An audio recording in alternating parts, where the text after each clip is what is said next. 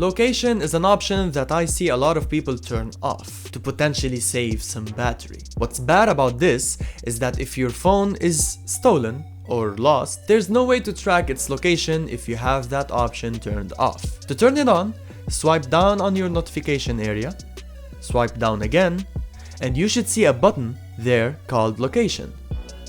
Make sure that this button is enabled. If your phone was stolen or lost somewhere, you can track it by going into Google and typing in Find My Phone. The first link there should get you to a page where you see a list of all your devices on the left, along with a map of where the selected device was last seen. Your device also receives a notification whenever it gets located by this feature. From there, you can make the phone play a sound for 5 minutes, even if it was set to silent or vibrate.